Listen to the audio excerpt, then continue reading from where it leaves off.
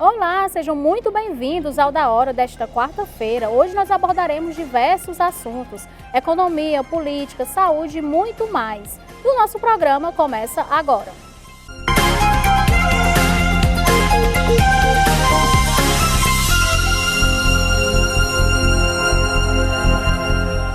A TV União não se responsabiliza por conceitos, falas e diálogos entre os convidados em debates nos programas veiculados na grade. A direção.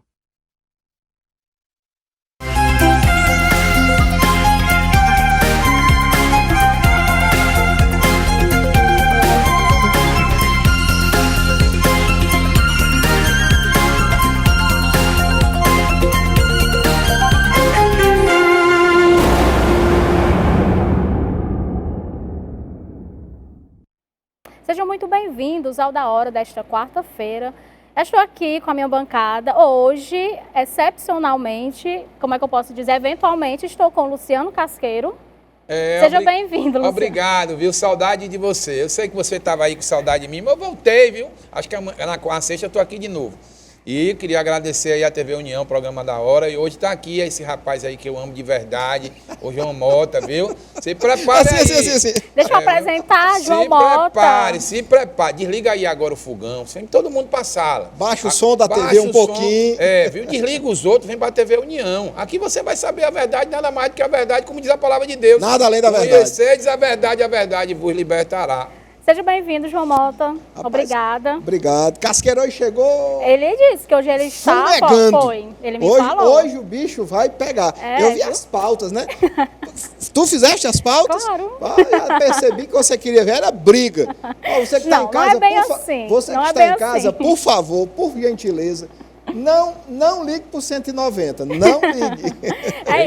O negócio vai ser bom hoje. Viu? A gente vai começar falando que ontem teve o Michel Lins anunciou na manhã de ontem a troca de partido Cidadania para Patriotas. Na manhã desta terça-feira, na Câmara Municipal de Fortaleza, o vereador Michel Lins se pronunciou sobre a mudança de partido.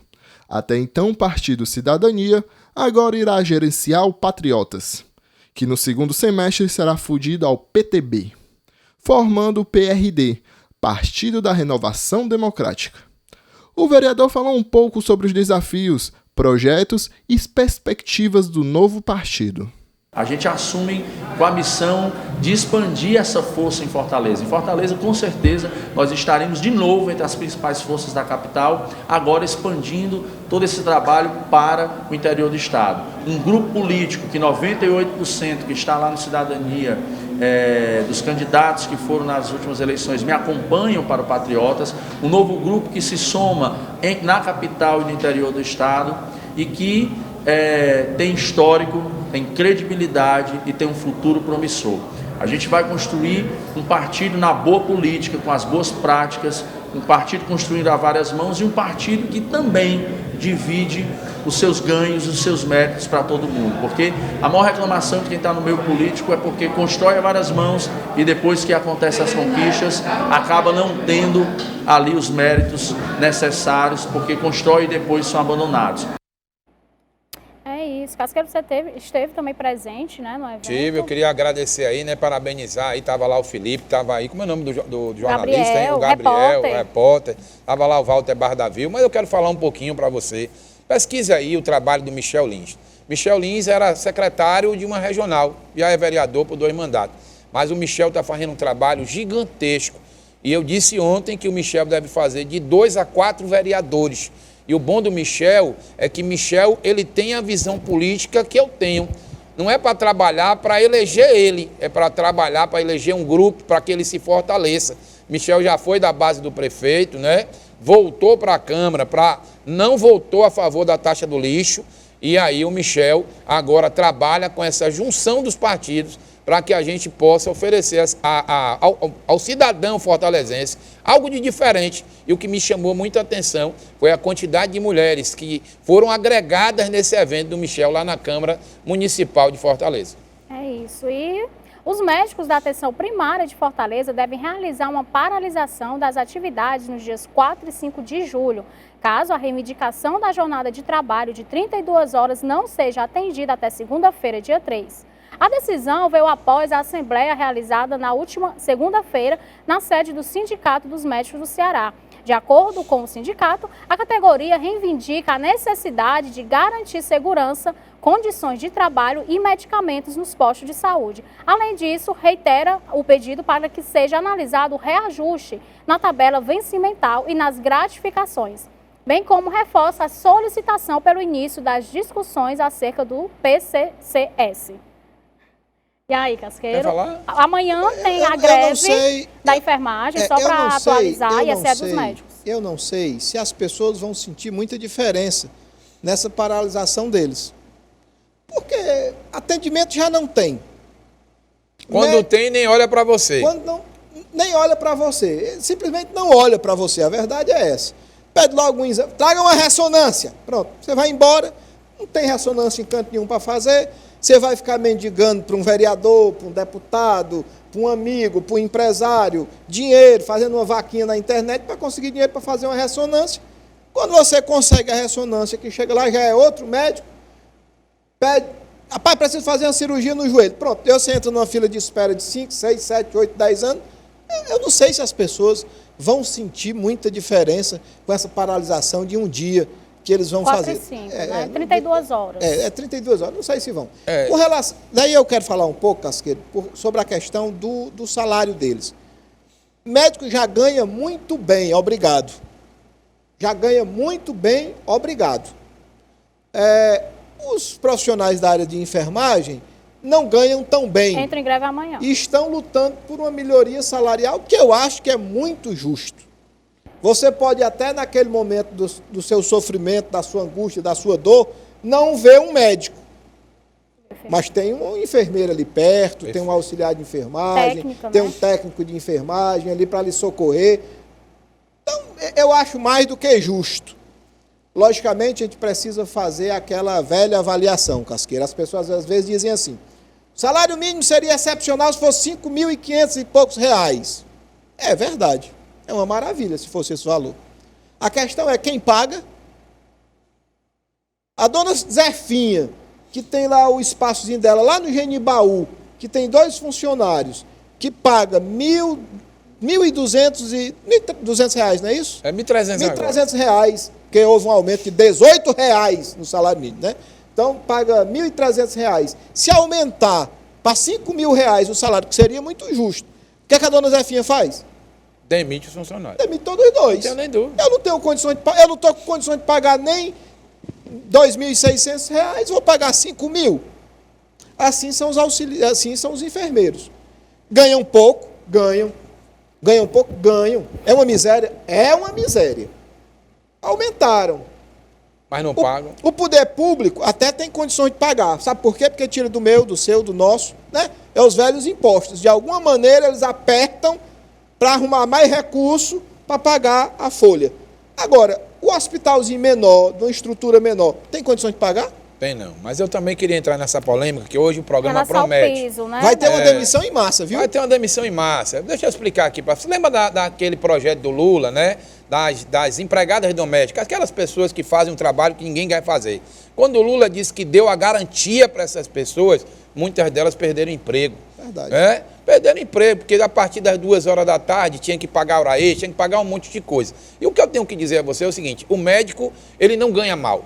Porque o médico geralmente trabalha no serviço público, ele tem o seu consultório, ele trabalha para recebe plano de saúde. A minha preocupação aí é quem está na ponta. Por exemplo, eu vou ser hospitalizado, né? Estou lá deitado, o médico passa de manhã, ele me pergunta como é que eu estou. Mas quem vai cuidar de mim o dia todo? É o pessoal da enfermagem, é os técnicos de enfermagem, auxiliar. Esse pessoal cuida de mim. Enfermeiro. Né? Os enfermeiros cuidam de mim. É eles que vão me dar, porque o médico vai prescrever, mas quem vai me entregar a medicação, vai colocar o soro, vai me levar para fazer um exame, é esse pessoal. E o que a gente tem que buscar aqui é a dignidade, né? É parar com essa hipocrisia que fizeram na época da pandemia. Vamos bater palma. Não, enfermeiro precisa de dinheiro, precisa pagar a conta, precisa parar de ter uma jornada abusiva. E o que vai acontecer? Por que é que o piso está parado lá no Supremo Tribunal Federal? Sabe por quê? Eu tenho coragem de dizer, porque a Apvida doou dinheiro para a campanha do Lula. Outras empresas de plano de saúde doaram dinheiro. E aí vem aquela conta do que disse aqui o João. Se for aprovado, o que é que esses hospitais vão fazer? Demite, contrata pessoas para pagar menos, né, para poder se livrar. E será que vai ser um benefício ou vai ser um retrocesso? Mas a gente vai lhe trazer tudo isso em outros programas. Mas fique ligado, hein? Abra o olho, cobre de quem tem que cobrar, porque muitas vezes a senhora é maltratada no posto de saúde, por quê? Porque não tem um médico, porque o enfermeiro está puto da vida, chateado, aborrecido, porque não recebe dignamente. E às vezes, Rochelle, o médico ainda chega de um plantão, virou a noite no plantão, começa no outro, está bêbado de sono, embriagado de 72 horas, 72 horas de ferro. Muitas vezes o enfermeiro também faz Sim. isso, até porque precisa mais do que o médico, Muito porque o mais. salário é infinitamente menor. Eu sei que é uma complicação. A verdade é que é uma complicação. É isso, vamos falar agora de justiça, porque a justiça determinou o afastamento de toda a atual diretoria da unidade prisional Agente Elias Alves da Silva, a antiga CPPL.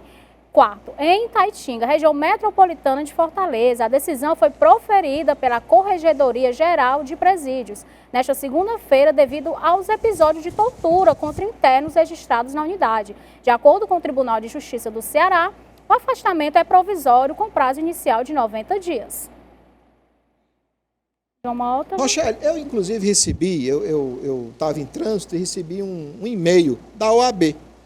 E o promotor, doutor Casqueiro, que é da centésima sexta unidade de promotoria, queria falar comigo. Eu acho muito por conta das denúncias que eu faço na TV, muito por conta das denúncias que eu faço nas minhas mídias sociais. Não, perdão, não é Casqueiro, é Gesteiro, doutor Gesteiro, perdão. Estou aqui com o nome do Casqueiro na cabeça. E eu ainda falei outro Casqueiro. Pois é, mesmo nome, pois é, doutor Gesteiro. Gesteira, na verdade. E quer falar comigo, quer saber sobre essas denúncias. A grande verdade, Rochelle, é que a tortura nas CPPLs no Ceará são uma realidade. Acontece. É só lá na terceira, é só lá na quarta? Não. É na terceira, é na segunda, em todas. Em todas acontecem. Em todas acontecem. Eu recentemente fui conversar com o deputado Renato Roseno, que é do presidente da Comissão de Direitos Humanos da Assembleia. Deputado, organize uma audiência pública, chame representantes da OAB, chame os advogados que militam na área criminal, abre espaço para os familiares dos presos falarem também. É um clamor dessas pessoas. Até porque as nossas prerrogativas, Casqueiro, como advogado, estão absolutamente desrespeitadas. Concordo com você. Eu agendo, através de um sistema, uma visita técnica a um preso. Daí o preso olha para mim assim, doutor, pelo amor de Deus, hoje aqui na unidade prisional que nós estamos, preso tal foi agredido, levou paulada, apanhou, está todo quebrado. Se eu sair para agendar, para ir falar com esse preso, demora o quê? 4, 5, 6, 7 dias. Quando, na verdade, eu como advogado, e a Constituição me dá esse direito, e o Estatuto do Advogado também dá, era para eu simplesmente sair e dizer, olha, eu quero falar com o preso tal. Averiguando a situação dele, chamar a polícia, levar ele para uma delegacia para fazer exame de corpo de delito. É assim que funciona? Não, não é assim que funciona. As pessoas, alguns casqueiros, são contra a história do uso da câmera na roupa do... Eu sou a favor, sabe por quê? Se o preso diz, eu fui agredido pelo policial João Mota, e o João Mota não o agrediu, você pega a câmera, não agredi ninguém não, você está mentindo. E se eu agredi o preso, tem razão e eu vou responder pelo processo administrativo. Então, assim, eu acho que a ação do juiz corregedor foi acertada. Acho que isso tem que acontecer, essas verificações têm que acontecer também nas outras CPPLs. E acho que não pode ser política de Estado a tortura dentro do sistema prisional, porque não recupera ninguém isso. Ressocializa, Eu vou né? dar a minha opinião sobre tudo isso. Primeiro, ninguém pode bater em ninguém. Agora vamos também falar uma coisa aqui de coração. Preso não pode ficar o dia todo sem ter o que fazer. Não é? Vamos resolver o problema? Se ninguém tem coragem, eu tenho coragem de dizer aqui. Porque na época do Lúcio Alcântara, eu visitei o IPPO 2, que era terceirizado, que estava na mão da iniciativa privada, e eu vou lhe dizer o que eu vi. Eu vi, porque eu estava lá fazendo um trabalho para uma multinacional, vendendo seguro para os agentes penitenciários. O preso chegava, tinha a parte do receber, entregava a ele o uniforme, ia fazer os exames, levava ele, colocava ele dentro de um setor para que ele não se tornasse um bandido maior do que ele chegou ali. E hoje não existe isso. Eu me lembro muito bem que quem assumiu essa pasta foi o seu Leandro Vasque. Eu me lembro muito bem, a briga foi grande de tirar o presídio. E aí eu fico a me perguntar, peraí, meu irmão, por que é que eu não posso chamar a iniciativa privada para cuidar de presídio se isso acontece no mundo inteiro? Porque aí eu vou cobrar, porque eu vou ser bem sincero, aquilo ali é um barril de pólvora. Ninguém tem o direito de violar o direito do outro, não tem. Mas o esquema é grande, a corrupção é grande, nego liga de lá de dentro. Eu estou dizendo, porque quando eu era aluno do direito, estava lá no parlatório, um preso estava por trás, me chamou e disse bem assim, meu amigo, se levante, o outro preso se levantou, eu era aluno do direito. Ele disse, me tire daqui. Aí eu disse, lhe tirar daqui, meu irmão, preciso de um advogado que possa me ajudar. E o cara, meu irmão, tinha uma ficha criminal que ia daqui à Bahia e voltava 10 vezes. E aí eu fico a me perguntar, quantas pessoas estão ali dentro que já deveriam ter saído e não saiu? Aquelas pessoas ali chegam ali, cometem um pequeno delito, vai para o lado de alguém que é traficante, alguém que é estelionatário. Aquele cara vai virar o quê? Mas, Casqueiro, deixa eu lhe fazer uma pergunta. Não, Conceição, vai virar o quê? Não, certo, mas deixa eu lhe fazer uma pergunta. Qual foi a última vez que você esteve num presídio? Meu amigo, com sinceridade, sim, com sinceridade. Já tem uns 6 anos. Eu não tenho vergonha de mentir para você, não. Depois deixa eu lhe dizer. Vamos lá. Primeiro, a ação de trabalho dentro da CPPL existe. Hoje, ainda existe. Você pergunta se o preso quer, ele quer. Ajuda na remissão da pena dele. Ele quer estudar, ele quer trabalhar, ele quer. A questão é que a oferta não é tão grande assim. Porque as nossas CPPLs não estão lá para recuperar ninguém. Lhe pergunto, hoje a possibilidade de você receber uma ligação de dentro de uma CPPL do estado do Ceará, veja bem, das CPPLs, é zero. É zero. Hoje é zero. Olha, eu vou conversar com um preso, eu não levo celular, pronto, esse brochezinho da OAB, quando eu vou passar no scanner, que inclusive eu queria saber quem é que regula aquele scanner, porque toda vida que eu vou lá, eu levo uma bombada de raio-x. Se eu visitar 3 presos, são 3 bombadas de raio-x.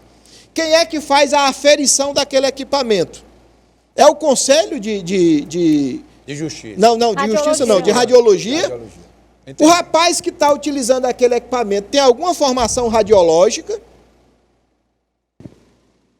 Então, hoje, para você, com esse pinzinho da OAB, doutor, o senhor usa o marca-passo, é? Não, amigo, é o pinzinho da OAB. Ah, tá certo, pode entrar. Então, hoje, os familiares da mesma situação. Então, assim, hoje a possibilidade de você receber uma ligação do presídio é praticamente zero. Pode existir? Pode. Mas chega. Você não recebe, mas eu estava lá. Mas chega. Não, mas isso antigamente existia com frequência. Eu sei, mas deixa eu falar, deixa eu falar uma coisa. Hoje em dia é praticamente zero. Eu estava lá e eu vi. Não foi ninguém que me contou. Tá certo? Não foi ninguém que me contou. A famosa pescaria. O cara vem para perto do muro, joga, o cara puxa, quando os agentes correm, ninguém sabe onde está. Então isso não é mentira. Agora traz essa imagem aí. Mas quando eles voltam... Traz essa imagem aí. A imagem inicial que a Rochelle e esse programa colocou. Traga essa imagem aí. Traga a imagem do presídio aí que eu quero discutir com a senhora agora sobre esse assunto aí. Porque me explique. Bota uma imagem. Tem a outra imagem, não tem? Uma imagem que mostra. Pronto, para essa imagem aí. Só um minutinho. Me explica aí. Isso aí... vai ressocializar quem? Ninguém. Quem? Agora me explique, por que é que eu não posso tirar esse peso das costas do Estado? Por quê? Por que é que eu não posso trazer a iniciativa privada? Porque se tem trabalho, por que é que não é divulgado? Por que é que não se traz a verdade? Porque, por exemplo, tem uma lei aí tramitando agora que não vai ter mais revista. Então vai entrar o que quiser. E eu vou dar um exemplo para você que eu tenho como provar o que eu estou dizendo. Um amigo meu... Vão passar pelo scanner também. Tudo bem. Não tem a revista física, Pronto. mas passarão pelo scanner. Teve um amigo meu que passou para a gente penitenciário. Quando ele foi fazer a primeira ronda dele, o cara olhou para ele e disse, tudo bem, como é que vai sua avó? Aí ele olhou para o cara e disse, quem é você, meu irmão? Não, eu lhe conheço. Aí o cara olhou e disse assim, mas eu lhe conheço. A sua avó tem um bar, sua mãe nunca lhe criou, quem criou você foi sua avó, tá certo? Mande lembrança para ele. Você sabe o que ele fez? Ele no outro dia, 2 dias depois, ele pediu para sair. Então a realidade do presídio, meu irmão, presídio não é para bater nos caras, mas presídio, irmão, é para ter dignidade. É o cara saber qual é o crime que você cometeu. Você não pode ir para a ala de quem assalta carro forte, de quem está no crime organizado, de quem... Não pode, irmão. Aí tem que ser justo, cara. Agora a OAB não tem coragem de tomar a frente disso. Não tem coragem. Por quê?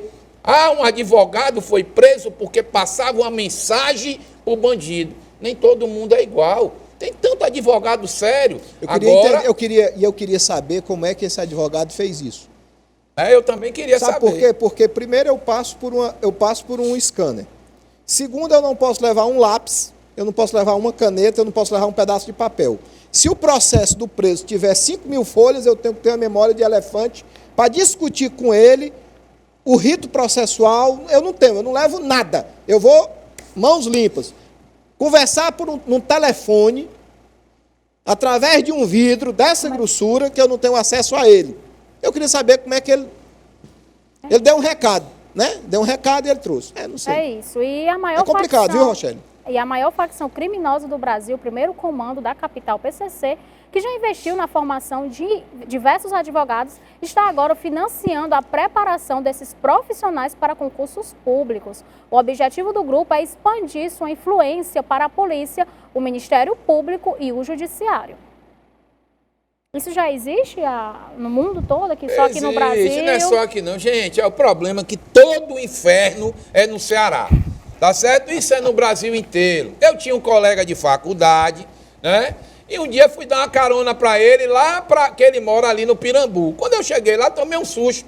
Tinha uns caras lá conversando, João Mota, que o cara sabia mais de direito penal, do Código Penal e de processo penal do que muito colega meu que fazia faculdade comigo.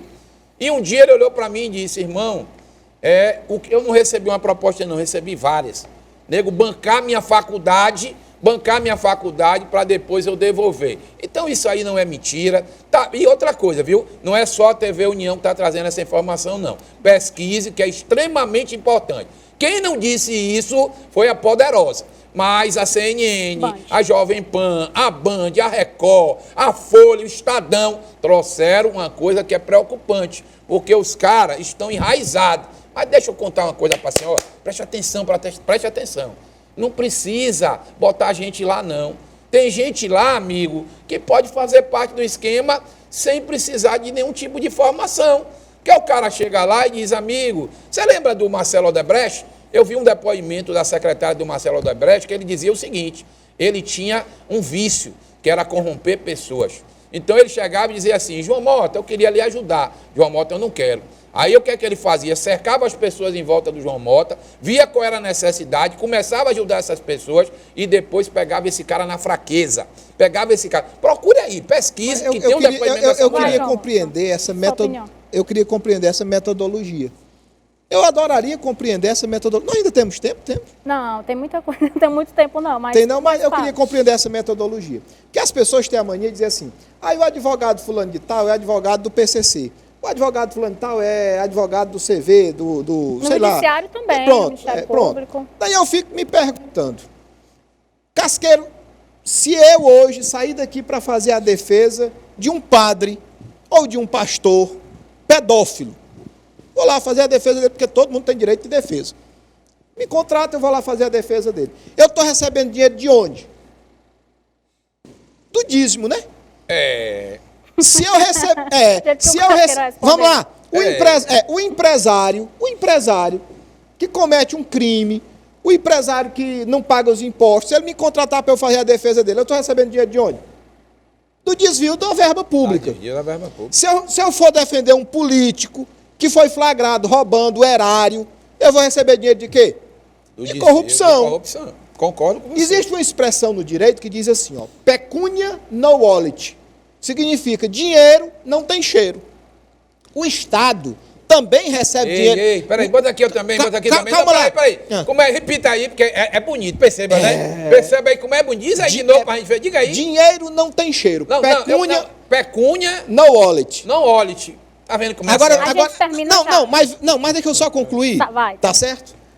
O Estado também tributa a droga. Sabe quando é que ele tributa? O fulano de tal tem uma empresa que a justiça já sabe, já foi preso, que lava dinheiro por narcotráfico. Mas está lá o Estado tributando a empresa do cabo e recebendo os impostos. A gente continua já, João Mota. Nós vamos para a nossa primeira pausa. Já já nós voltamos.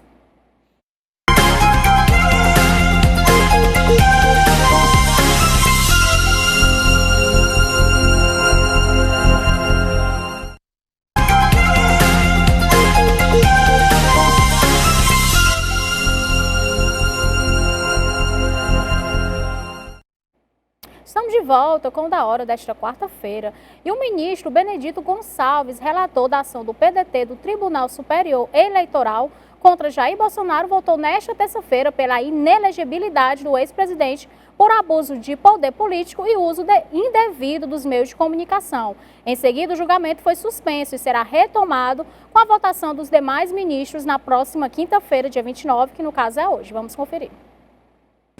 No mérito, julgo parcialmente procedente o pedido para condenar o primeiro investigado, Jair Messias Bolsonaro, pela prática de abuso de poder político e de uso indevido de meio de comunicação nas eleições de 2022, em razão de sua responsabilidade direta e pessoal pela conduta ilícita praticada em benefício de sua candidatura à reeleição para o cargo de presidente da República.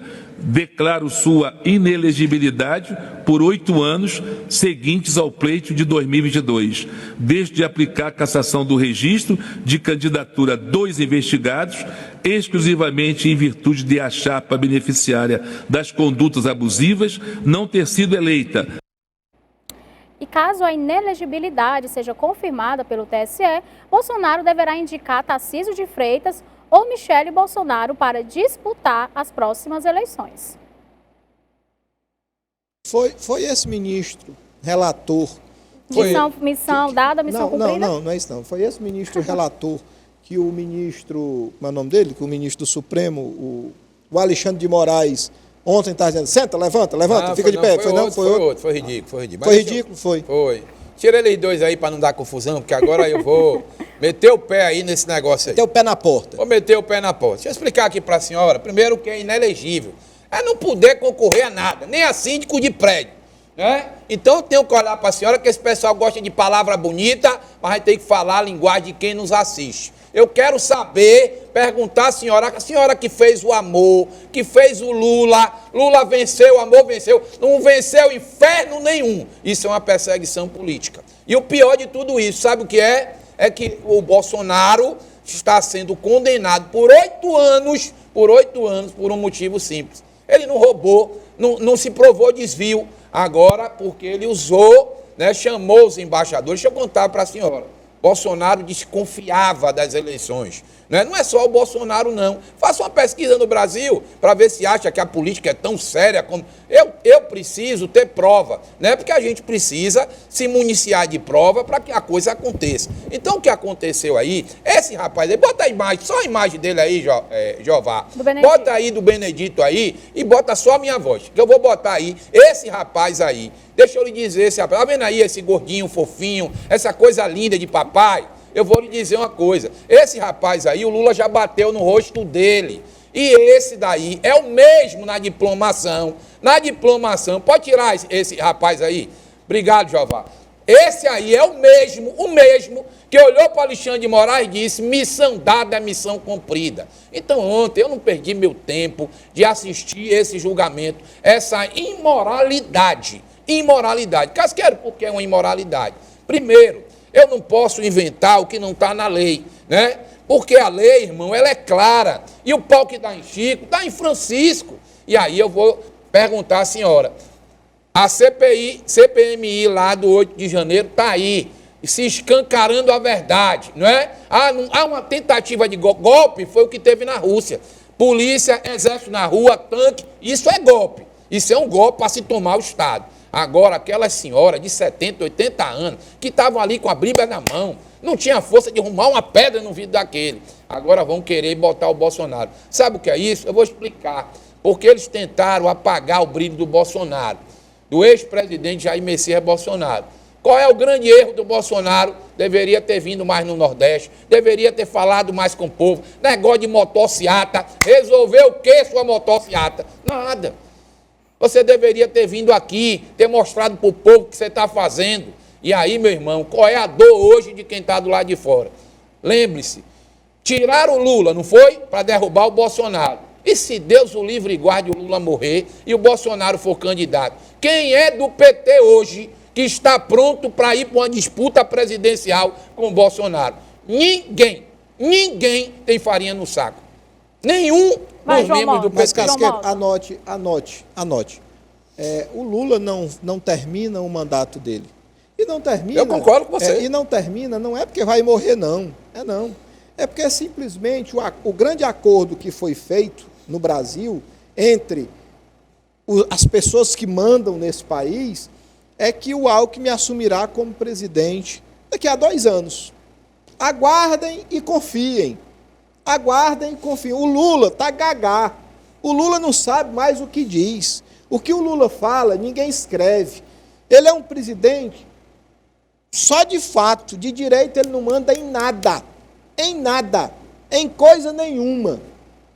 Agora, o Supremo Tribunal Federal precisava de toda e qualquer forma descondenar o Lula.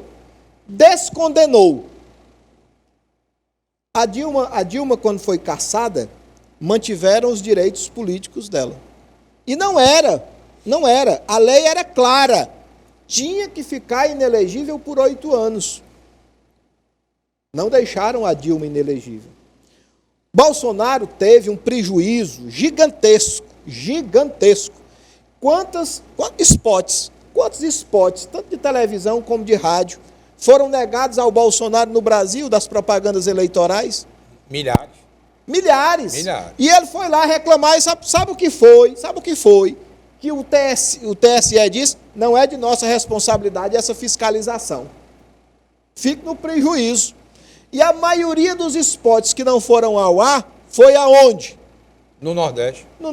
Foi no Nordeste. Então, assim, é uma vergonha. Na verdade, nós estamos vivendo... Às vezes as pessoas pedem para que eu faça uma análise jurídica de alguma coisa. Eu digo, rapaz, eu não sei fazer. Como que não tem como, né, João? Eu não sei fazer, porque, assim, a lei não existe mais. Não. A lei não existe mais. O Supremo Tribunal... O rapaz do PT, eu esqueci o nome dele, foi que disse, nós não temos mais uma Constituição, nós temos 11. Foi o Aldo Rabelo. Aldo Rabelo. Nós temos 11 Constituições. Cada um faz o que quer. Cada um faz o que quer, diz o que quer, monocraticamente. Nós temos 11 Constituições. Como é que eu falo de lei se eu não sei o que está na cabeça de cada um deles? Como é que o ministro do Supremo Tribunal Federal vai no tribunal, chega lá, ordena, manda. Não, fica em pé, fica sentado. Ele é que determina como é que o ministro daquele deve que é para ser igual a ele, né? Deve se portar, ele é o chefe. A primeira coisa que a gente aprende é que não existe hierarquia entre advogado, promotor e juiz. Não existe mesmo. Pelo menos não é para existir. Mas no Brasil. Mas o Supremo Tribunal Federal manda e desmanda em juiz, em promotor, em ministro de tribunais inferiores. Deixa eu entrar nessa... E tem uma frase... Então até uma coisa aí, faça uma pesquisa aí, a senhora. Seu marido já aí, seus filhos já estão aí. E eu quero dizer que às 18h30 reprisa o programa, né? Então assiste. Não assistir agora, pede o pessoal para de noite assistir o programa aqui. Logo depois tem o Ferreira Aragão. Cadê o QR Code? Nunca mais eu vi o QR Code aqui do lado. Mas deixa eu falar aqui para a senhora. Faça uma pesquisa aí, Se esse sabia que esse ministro aí do Tribunal Superior Eleitoral... Olha o QR Code, ó. Rapaz, quem manda, né, Rachel? Não, mas ó, tá ali, ó. Tá ali o QR Code, ó. Ali, ó. É o contrário. Ó, o contrário. Fala, Casqueiro. Ó, tá indo ali, o QR Code tá ali. Deixa eu falar para a senhora, dá uma pesquisada, que esse ministro, que condenou o Bolsonaro ontem, o relator desse processo, ele foi citado na Operação Lava Jato. Pesquisa aí, saiu na Globo, no Estadão, na Veja, na Jovem Pan, saiu em tudo que é lugar. Não é mentira, porque esse pessoal aí quer calar a imprensa independente, porque ontem pediram para tirar a concessão da Jovem Pan e deram uma multa de 13 milhões e 400. E vão dar. E vão dar. Aí eu vou lhe fazer uma pergunta, quando foi que o ex-presidente Jair Messias Bolsonaro, que poderia ter tirado a concessão da Globo, ele fez isso? Que passava 30 horas por dia, chamando ele de genocida, de idiota, de retardado, de débil mental, de desequilibrado. Aí eu fico a me perguntar, qual é o peso e qual é a medida? Porque qual era o correto? João está aqui, sabe. Porque esse juiz aí era para olhar e dizer, eu me sinto impedido, né, pelo meu trabalho junto ao PT, pelo meu trabalho, pela ligação que eu tenho do Lula, de apreciar esse processo. Mas não, ele trouxe para ele e a frase dele é missão dada, é missão cumprida. E a missão está aí, Bolsonaro inelegível. E tem mais, eu vou dizer hoje o que vai acontecer. A Michele não vai para presidente coisa nenhuma, a Michele deve ir para governo de São Paulo e quem vem para a eleição é o Tarcísio. Deixa eu falar dele agora, a próxima pauta. O ministro foi claro. Pior do que o que disse, missão dada, missão cumprida, é o ministro do Supremo olhar para você e dizer assim, perdeu, mané. Perdeu, mané. E é isso. E vamos falar dele, que o governador Tarcísio de Freitas atua para apresentar uma ampla reforma administrativa no estado de São Paulo, com a finalidade de enxugar a máquina paulista. O direitista diz que irá promover gestão eficiente e frear o loteamento político no Palácio dos Bandeirantes. A reforma deve ser radical e reduzir o número de cargos atuais que operam no serviço público, conhecidos como cabide eleitoral. De 207 ocupações existentes, Tarcísio quer cortar para apenas 18. Esse cara está fazendo uma revolução em São Paulo, uma revolução. E vai fazer, se o Bolsonaro não for candidato, vai fazer uma revolução. Não vai ser. Não sei. Vamos aguardar. Porque é muito triste você dizer para mim, antes de qualquer ministro votar, que ele já está inelegível. Só falta eles votarem? Então você está me dizendo que só falta eles confirmarem o voto que já foi. Só falta isso. Só falta isso e a reeleição. Mas enfim, vamos falar do Tarcísio. Tarcísio está fazendo uma revolução em São Paulo. Se for candidato à presidência da República e for eleito presidente da República, fará uma revolução no Brasil. Fará uma revolução no Brasil. Mas essa questão da Michele, dizem que também ela pode ir como vice dele. Eu não sei. Não vai não, gente, vamos falar uma coisa para você. São só eu acho que a Michele devia ser candidata, sabe o que é o Senado. Olha bem, eu também acho. Eu acho que a Michele, ela tem um trabalho social bom, é uma pessoa que vai puxar voto. E ela, primeiro, vai lá, Michele, vai lá. Porque eu vou contar uma história aqui para a senhora que você não sabe. O PT, quem é a grande liderança do PT no Ceará hoje? Camilo Santana. Quanto tempo Camilo Santana passou para ser uma grande liderança? Opa, peraí, eu me lembrei. Quem fez Camilo Santana uma grande liderança no PT foi os Ferreira Gomes. Sim. Porque o PT não olhava o Camilo. E para quem conhece o Camilo, e eles mesmos dizem que o Camilo era a ala da direita do PT. Que as ideias do Camilo eram mais próximas à ala da direita do que da ala da esquerda. Não sou eu que estou dizendo isso, não, porque eu frequentava a roda de conversa lá do PT. Tá certo? Tanto que o pessoal... Ele quer que o Camilo esteja acoplado a Luziane Lins. Eu estava lá no dia que o Camilo trazer o Lula e vou lhe dizer de coração o que foi que aconteceu. A Luziane Lins estava lá no final, e a valorização dela, ela foi, não é a desejada. Então o que é que a gente tem que ter coragem de dizer aqui? O Tarcísio, eu já disse aqui na TV União, nesse programa da hora, se não matarem o Tarcísio de Freitas, não matarem, ele vai ser o presidente do Brasil. Sabe por quê? Porque na hora que ele for para um debate com Lula, porque eles estão querendo Lula até 2030. E eu queria até falar da senhora, que eu fiz uma promessa, eu vim hoje pedir, nego me pedir, não fala mal do Lula, mas eu tenho que falar do Lula. Porque o Lula ontem, com a cara de pau, um cinismo que não está tamanho, veio de reclamar da comida que ele come do Itamaraty. veio reclamar das comidas que ele come em hotel, dizendo que é ruim. Aí eu fico perguntando, olha, eu vou falar para a senhora. Eu já fui numa casa que o cara fez uma comida lá tão boa que eu levei a minha marmita, entendeu? Levei meu saquinho com a minha marmita e depois eu levei para casa. Porque o que o Lula come, acredite, é o banquete que o Lula come, o cardápio é trocado diariamente, de manhã, de tarde e de noite. Ele diz, olha, agora eu quero uma tapioquinha com carne do sol desfiada com cremezinho. Aí o cara vai lá e faz. E a senhora come o quê? Aquele cuscuzinho de manhã, né? Aí bota o ovo, aquele cafezinho preto e a gente sai para trabalhar. Então é uma imoralidade. É uma imoralidade. É como disse você, o Lula, ele está perdendo o verdadeiro sentido do falar. Ele perdeu o verdadeiro sentido do falar. Porque tudo do Lula agora é igual a ex-mulher que não quer largar o marido. Chegou aí meu babalorixá aqui, hein? Que a mulher olha e diz assim, ó, já vai acabar? Vamos acabar. Vamos pro intervalo que ela fica assim com a mão. Não, João Mota, ele tem algo para dizer. Só um minutinho, aí fica, o Bolsonaro. Eu acho que ele fala mais do Lula, ele fala mais do Bolsonaro do que a Michele conversa com o Bolsonaro no dia a dia. Na verdade, o Bolsonaro entrou na mente do Lula, né? O Lula não consegue tirar ele da mente. O Lula, e aí, perdoe minha expressão, mas porque eu não tenho outra expressão para qualificar o Lula. O Lula é um bandido. O Lula é um bandido. É um bandido descondenado, é um bandido que roubou esse país, é um bandido que o Supremo Tribunal Federal descondenou. E eu disse isso e repito, eu não tenho muita coisa na vida, mas eu vendo todo o meu patrimônio e entrego de mão beijada para quem me trouxer uma sentença de absolvição do Lula. Não existe. Daqui, ó, eu vim de trazer uma sentença que absolveu o Lula. Daqui ela. Eu dou o que eu tiver para a pessoa. Não existe. A gente continua no próximo bloco, né? Porque nós vamos agora para quando ela faz assim, intervalo. Quando ela faz assim, é bom encerrar.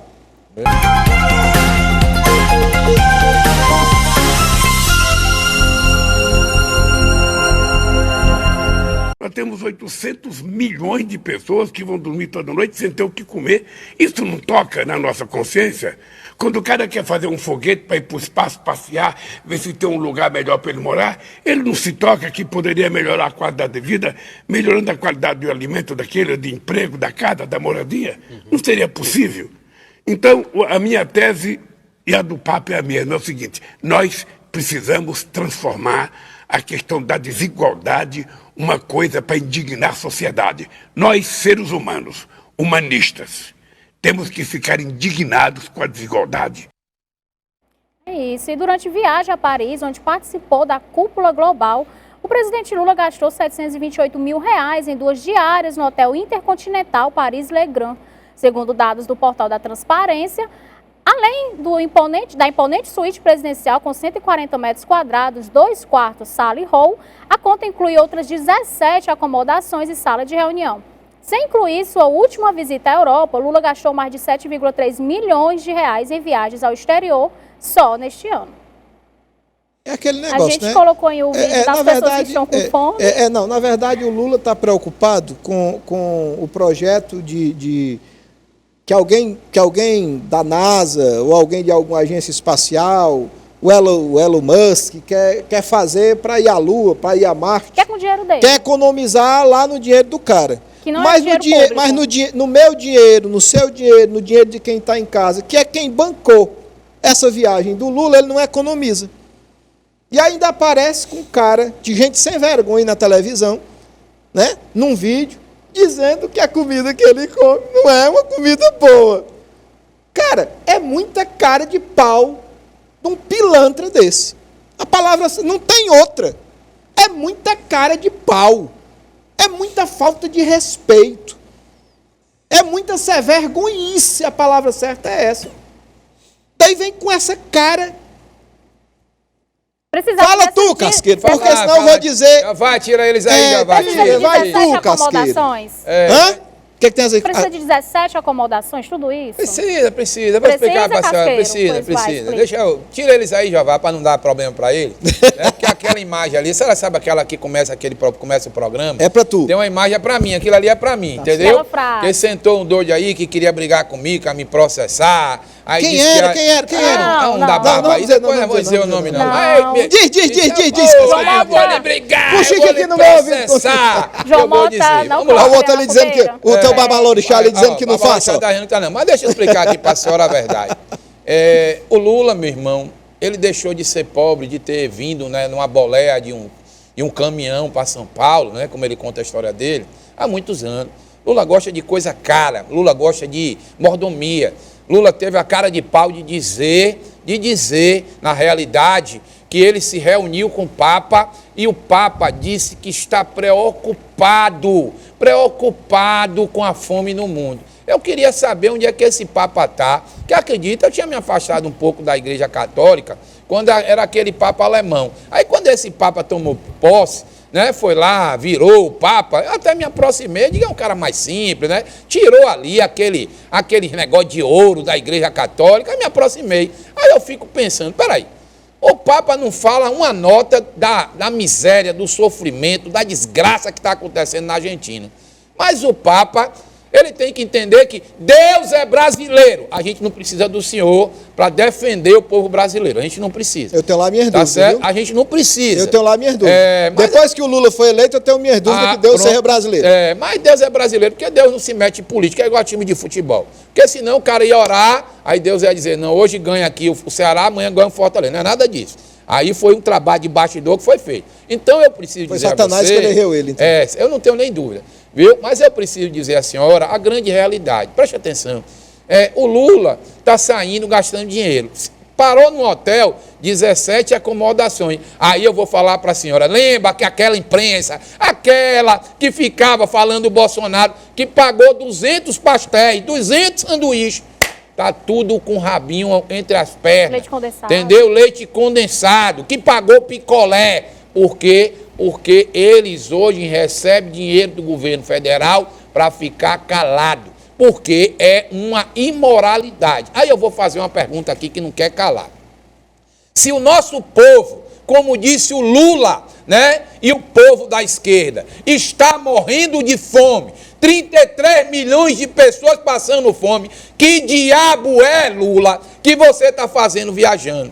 Vamos para dentro das comunidades, Lula. Vamos lá na periferia. Vamos lá ver o que é que a gente pode fazer. Eu recebi uma matéria hoje, que amanhã eu espero que a Rochelle passe. A construção que ligava, né, o Acre e outro estado, Pará. Tá certo? A ponte acabou porque os balseiros voltaram. Os balseiros voltaram, não deu tempo de concluir na gestão do Bolsonaro. Aí eu fico ali perguntar, o carro-pipa, aquela água que estava chegando aqui, parou de chegar por quê? Porque quanto mais miserável, mais voto. Porque ele vai lhe dar aí um Bolsa Família, que eu não sou contra, eu sou a favor, tá certo? Porque esse dinheiro não sai do bolso deles. Para mim o valor deveria ser maior, mas deveria ter condições para a pessoa estar recebendo. Você sabia que na Europa as pessoas que recebem auxílio do governo não podem votar? Não podem votar. Melhor negócio. Você recebe auxílio do governo? Recebe. O governo tem que lhe dar o auxílio? Tem. Por quê? Porque a pessoa está precisando. Mas você não pode votar. Tá certíssimo. Porque isso é uma compra de voto. Concordo. Agora eu pergunto. Conclui, João Mota, hoje o nosso tempo está...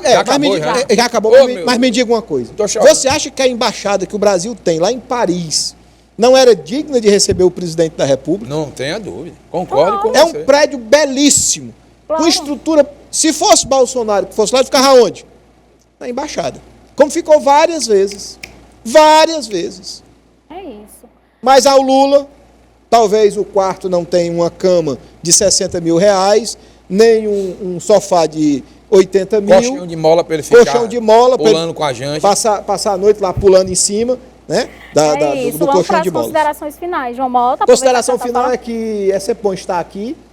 É um espaço democrático aqui, graças a Deus, é o único local, talvez no Brasil, onde os jornalistas, os comentaristas podem falar da maneira que tem que ser falado, procurando sempre a verdade. E é sempre um prazer, sempre uma honra estar aqui. Um abraço para o meu amigo Bardavil, que na verdade é quem segura isso aqui com mão de ferro para que tenha uma emissora com essa possibilidade de se falar livremente. É isso. isso, a liberdade, né, Casqueiro?